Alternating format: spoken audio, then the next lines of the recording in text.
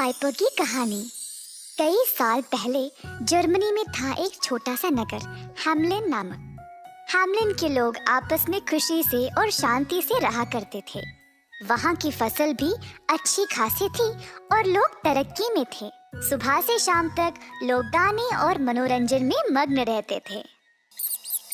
परंतु एक दिन सब कुछ बदल गया। शहर में एक बहुत बड़ी मुसीबत छा गई। चूहों की।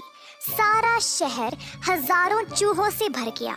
घरों में, विश्रामालयों में, स्कूलों में, हर एक गली में जहां देखो सिर्फ चूहे।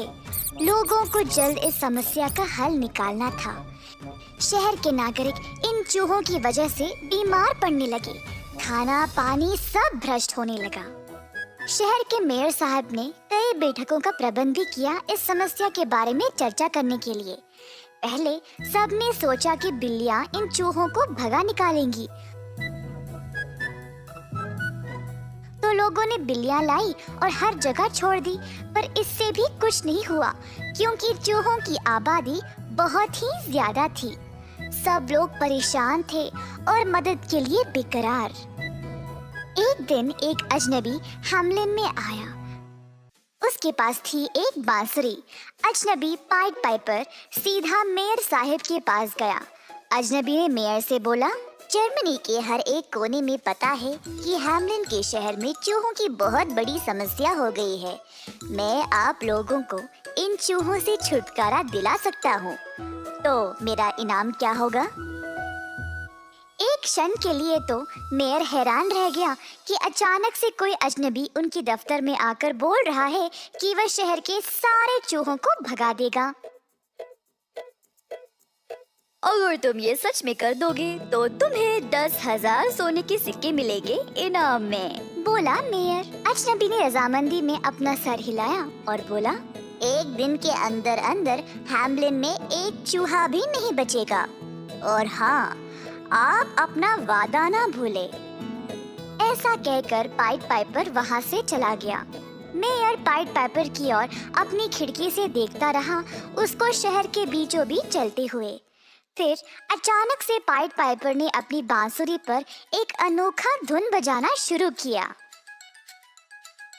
अचानक एक अजीब सी शोर शुरू हो गई। हजारों चूहे हर दिशा से आने लगे और पाइड पाइपर की अनोखी धुन का पीछा करने लगे।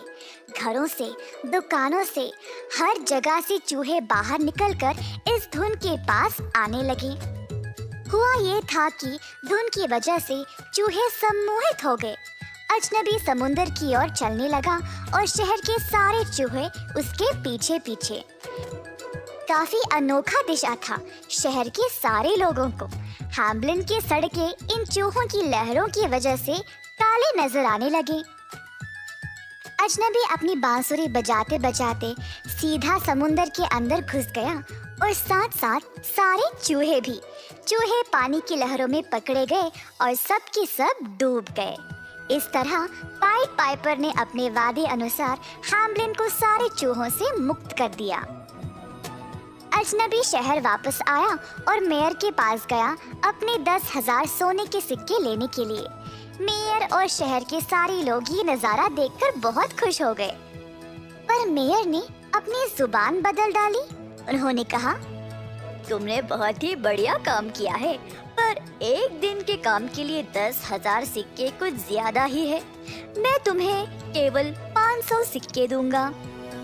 और बेवकूफ मेयर ने उसको अंत में एक भूटी कौड़ी भी नहीं दी।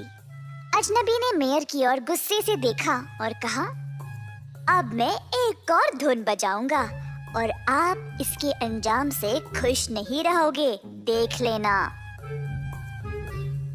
सड़क के बीचों बीच जाकर उसने अपनी बांसुरी फिर से बाहर निकाली और बजाना शुरू किया। इस बार अजनबी ने कुछ अजीब सी धुन बजाई। हैम्लिन के सारे बच्चे जो थे अचानक से अपना काम काज, खेलना कूदना बंद कर दिए। एक एक करके पाइड पाइपर के पीछे जाने लगे।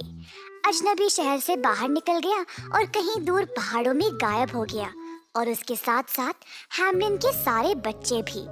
बच्चों के माँ बाप रोने लगे। उस अजनबी ने हमारे बच्चों को कहाँ लिया है? शिकायत की सबों ने मेयर साहब के पास। मेयर असहायक था। उसको पता था कि उसने अजनबी को धोखा दिया है।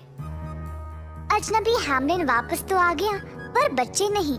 मेयर तुरंत उसके पास गया माफी की भीख मांगने के लिए। उसने बहुत विनती की बच्चों को वापस ले आने के लिए, पर बिना कुछ कहे पाइट पाइपर बस मुड़कर वहां से चला गया। शहर के सारे लोग मेयर के दफ्तर के बाहर आ खड़े।